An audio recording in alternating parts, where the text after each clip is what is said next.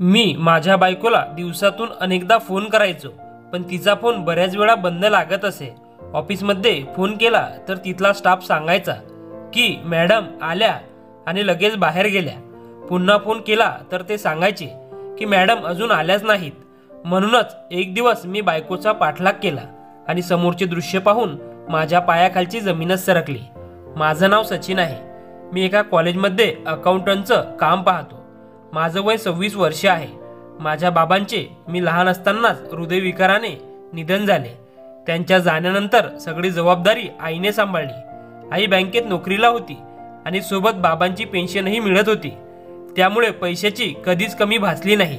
माझं शिक्षण पूर्ण होताच मला कॉलेजमध्ये अकाउंटंटची नोकरी मिळाली। सगळं व्यवस्थित चालू होतं। आई सुद्धा आता निवृत्त झाली होती। मी दिसायला चांगला आहे आणि आईने लग्नाचा आग्रह धरला होता। स्थळ बघायला सुरुवातही झाली होती, पण मला साधी, सरळ आणि सुंदर मुलगी हवी होती। कॉलेजमध्ये एक मुलगी रोज दिसायची, ती पाहता क्षणी कुणालाही आवडेल अशीच होती। अगदी साधी, सरळ आणि खूप सुंदर। ती खूप शांत होती आणि तिचे कुणीही मित्रमैत्रिणी नव्हते। अगदी वेळेवर कॉलेजला यायची आणि वेळेवर जायची। एकदा ती कॉलेजची फी भरण्यासाठी माझ्याकडे काउंटरवर आली होती। त्यावेळी फॉर्म भरतानाच तिचं नाव कळलं, माही। मी तिला रोज पाहायचो, पण बोलण्याची हिंमत होत नव्हती। मी अनेकदा तिच्याशी बोलण्याचा प्रयत्न केला, पण ती फारशी कोणाशीच बोलायची नाही। पण मला ती बघताक्षणीच खूप आवडली होती। मी मनाशीच ठरवलं होतं की जर लग्न करायचं असेल तर या मुलीशीच करेन, कारण ती इतर मुलीपेक्षा वेगळी होती। तिचं जीवन फक्त तिचा अभ्यास आणि कॉलेज पुरतंच मर्यादित होतं। एके दिवशी मी तिला मुद्दाम लिफ्ट देण्याचा विचार केला, पण तिने सरळ नकार दिला। तिच्या वर्गात शिकणारे एक सर माझ्या ओळखीचे होते, त्यांच्याशी ती अनेकदा बोलताना दिसायची। कॉलेजमध्ये जितकी ती त्या सरांशी बोलायची तितकीच माही इतर कुणाशीही बोलत नव्हती। एकदा योग्य वेळ साधून मी त्या सरांना विचारलं, ती मुलगी नेहमी इतकी शांत का असते, कुणाशीच बोलत नाही का? त्यावर सरांनी मला जे उत्तर दिलं ते ऐकून मी निशब्द झालो। सरांनी सांगितलं की अरे, ती एकटीच आहे, तिचं कुणीही नाही, बिचारी एकटीच राहते, पण अभ्यासात मात्र खूप हुशार आहे। सरांचे बोलणं ऐकून माहीने माझ्या मनात घर केलं। तिच्याबद्दलचं माझं प्रेम आणि आदर दोन्ही वाढलं होतं। आता माझं तिला न सांगता राहणं अवघड झालं होतं। मी क्षणाचाही विलंब न करता माहीजवळ जाऊन लग्नाची मागणी घातली, पण माहीने सरळ नकार दिला। मी 2-3 वेळा विचारलं, पण ती होकार देतच नव्हती। मी खूप दुःखी झालो, पण हार मानली नाही। मी माहीबद्दल कॉलेजमध्ये चौकशी केली आणि समजलं की तिचं कुणाशीही प्रेम प्रकरण नव्हतं। शेवटी मी त्या सरांकडे गेलो आणि त्यांना माहीबद्दल सगळी हकीकत सांगितली। मी त्यांना माझं माहीवर किती प्रेम आहे हे पटवून दिलं। मी सरांना म्हणालो, सर, मी माहीवर जीवापाड प्रेम करतो। माझ्यासाठी तुम्ही माहीला विचाराल का? मला तिच्याशी लग्न करायचं आहे। मी तिला खूप खुश ठेवीन। सरांनी होकारार्थी मान हलवली। त्यांनी दुसऱ्याच दिवशी माहीला बोलावलं आणि माझ्याबद्दल तिचं मत विचारलं। माही म्हणाली, मला लग्नच करायचं नाही। सरांनी तिला खूप समजावण्याचा प्रयत्न केला। मुलगा खूप चांगला आहे, त्याचा स्वभावही चांगला आहे, तो तुझ्यावर खूप प्रेम करतो। पुन्हा एकदा शांतपणे विचार कर, मी सांगतोय म्हणून तरी एकदा विचार कर। ते सर माहीची कॉलेजची फीही भरायचे, त्यामुळे त्यांचे तिच्यावर उपकार होते। माहीने त्यांना सांगितलं, मी उद्या उत्तर देईन सर। मी त्यांचं बोलणं गुपचूप ऐकत होते। आता मला माहीचं उत्तर काय असेल याची खूप उत्सुकता होती। जितकी उत्सुकता होती तितकीच भीतीही वाटत होती की जर तिने नकार दिला तर। या विचारांनी माझं मन व्याकुळ झालं होतं। मला रात्रभर झोपच लागली नाही।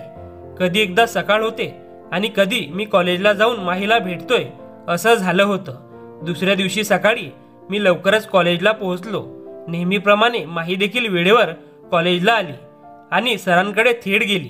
मी हळूहळू तिच्या मागे जात होतो। आता मात्र माझ्या छातीत धडधड वाढली होती, कारण तिच्या उत्तराने माझं आयुष्यच बदलणार होतं।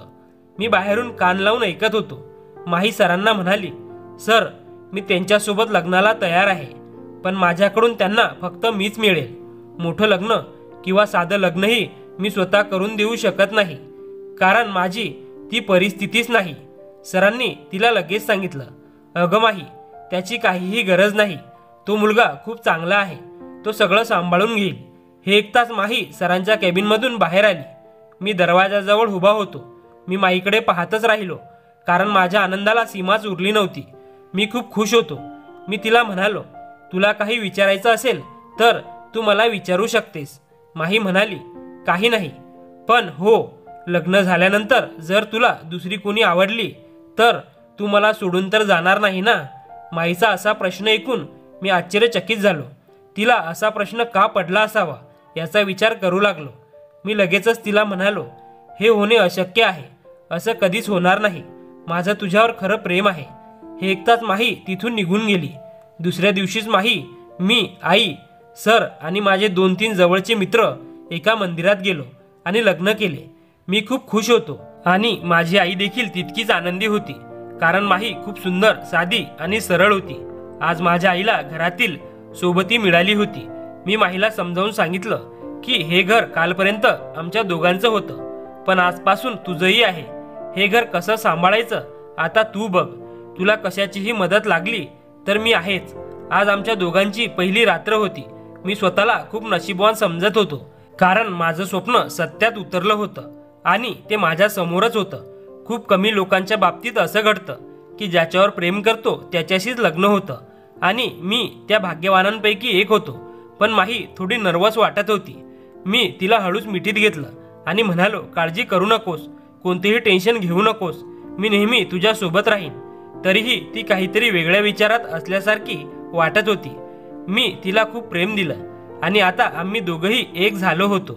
माहीचं ग्रॅज्युएशन पूर्ण झालं होतं आणि आता ती माझ्यावर खूप प्रेम करायची. आई सुद्धा तिला खूप प्रेम देत होती आणि तिला आईची कमी जाणवू दिली नव्हती. आईला सुनेच्या रूपात एक चांगली मुलगी मिळाली होती आणि माहीलाही आईचं प्रेम मिळालं होतं. सगळं काही सुरळीत चाललं होतं. माहीला बाहेर जॉब करायचा होता.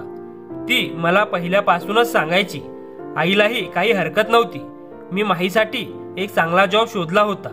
आज तिचा जॉबचा पहिलाच दिवस होता आणि माझा संसार खूप छान चालला होता. मी तिला बेस्ट ऑफ लक म्हटलं.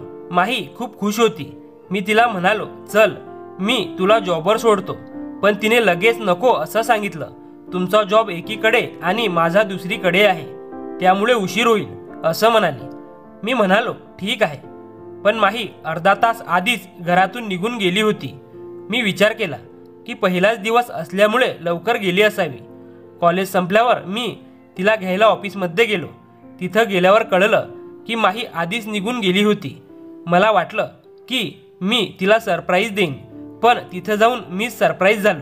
मी घरी आलो तर माही अजून घरी आली नव्हती. मी आईला विचारलं, माही आली नाही का अजून? आई म्हणाली, माही आली होती, पण लगेच कुठेतरी बाहेर गेली. मी तिला फोन केला, पण तिचा फोन घरीच वाजत होता. तिने फोन घरी ठेवला होता आणि कुठेतरी गेली होती. आम्ही दोघंही तिची वाट पाहत होतो. कुठे गेली असेल याचे अनेक प्रश्न मनात येत होते आणि मला तिची काळजी वाटत होती. इतक्या दिवसात माहीशिवाय ही पहिलीच वेळ होती.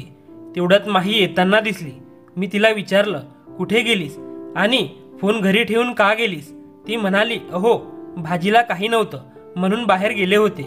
मी ठीक आहे म्हणालो. रात्री आम्ही एकत्र जेवलो आणि त्यानंतर मी, आई आणि माहीने खूप गप्पा मारल्या. आई म्हणत होती, आता मला लवकर नातू पाहिजे. आम्ही दोघंही एकमेकांकडे पाहून हसलो. माहीचं हसणं माझ्या मनाला भिडलं. मी तिच्या कानात हळूच म्हणालो, आवरून लवकर रूममध्ये ये. ती गालातल्या गालात हसली आणि होकार दिला. दुसऱ्या दिवशी नेहमीप्रमाणे आम्ही कामावर जायला निघालो. आज माहीला ऑफिसला सोडून मी कॉलेजला गेलो. दुपारची जेवणाची सुट्टी झाली होती म्हणून मी जेवण करण्याआधी माहीला फोन केला, पण तिचा फोन बंद येत होता. मी तिच्या ऑफिसमध्ये फोन केला तर तिथं त्यांनी सांगितलं की माही मॅडम आज कामावर आल्याच नाहीत. हे ऐकून मला धक्काच बसला. सकाळी मी स्वतः तिला ऑफिसला सोडून आलो होतो. मग ती ऑफिसला न जाता नक्की कुठे गेली असेल. मी जेवणही सोडून दिलं आणि सरळ घरी गेलो, पण माही घरीही नव्हती. मी ठरवलं की माही घरी आल्यावर तिला याबद्दल विचारायचं. ती रोजच्या वेळेसारखी घरी आली, जणू काही ऑफिसमधूनच काम करून आली होती. मला राहवलं नाही. मी तिला लगेच विचारलं, माही, तू आज ऑफिसमध्ये नव्हतीस, नक्की कुठे गेली होतीस? माझ्या या अचानक विचारलेल्या प्रश्नामुळे माही घाबरली आणि तिचं बोलणं गडबडलं. तिने घाबरूनच उत्तर दिलं, अरे, थोडं बाहेरचं काम होतं, सरांनीच पाठवलं होतं. स्टाफला काही माहिती नसते. आता मला माहीवर संशय येऊ लागला होता. तिच्या बोलण्यातला खोटेपणा स्पष्ट जाणवत होता. मी ठरवलं की उद्या माही ऑफिस सोडून कुठे जाते हे पाहायचं. सकाळी माही नेहमीप्रमाणे वेळेवर तयार झाली. मी तिला तिच्या ऑफिसला सोडलं आणि तिथून पुढे जाऊन लपून बसलो. मी तिच्यावर लक्ष ठेवून होतो. मी पाहिलं की माहीने ऑफिसमध्ये पाऊलही टाकलं नाही. तिने रस्त्यावरून थेट रिक्षा पकडली आणि कुठेतरी निघाली. माझ्यासाठी हे सगळं धक्कादायक होतं, पण मीही तिच्या मागे गाडी घेऊन गेलो. माहीने रिक्षा अशा ठिकाणी थांबवली जिथे फक्त झोपड्या होत्या. मी तिच्या हालचालीवर लक्ष ठेवून होतो. तिने इकडे तिकडे पाहिलं आणि एका झोपडीत शिरली. मी हळूच त्या झोपडीच्या बाहेर जाऊन उभा राहिलो. आत पाहिलं तर एक वृद्ध बाई अंथरुणावर खेळून होती आणि माही तिला तिच्या हाताने पाणी पाजत होती.